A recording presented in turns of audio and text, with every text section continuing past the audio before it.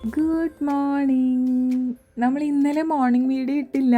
ഇന്നാണെങ്കിലും നല്ല ലേറ്റായി. അപ്പോഴേക്കും നമ്മുടെ സബ്സ്ക്രൈബേഴ്സിൻ്റെ വക എനിക്ക് DM-ഉം മെയിലും മെസ്സേജസൊക്കെ ഉണ്ടായിരുന്നു കേട്ടോ. എവിടെ പോയി, എന്താണ്, ബിസിയാണോ, ഓക്കെ അല്ലേ, അങ്ങനെയൊക്കെ. ശരിക്കും അങ്ങനെയൊക്കെ കാണുമ്പോൾ ഒരു സന്തോഷമുണ്ട് മനസ്സിന്. കാരണം നമ്മളെ പറ്റി കണ്ടില്ലെങ്കിൽ തിരക്കാനൊക്കെ കുറേ പേരുള്ളൊരു ഫീൽ ഉണ്ട് കേട്ടോ.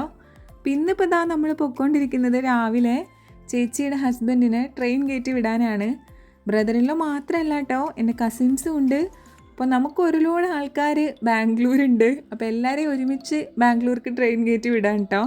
ഇതിപ്പോൾ ചേച്ചി ഇപ്രാവശ്യം പോകുന്നില്ല, കുറച്ച് കഴിഞ്ഞിട്ടൊക്കെ പോകുന്നുള്ളൂ. ഇപ്രാവശ്യം ക്രിസ്മസും അല്ലാതെ വീട്ടിലെ കുറേ ഫങ്ഷൻസൊക്കെ ഉണ്ടായിരുന്നു.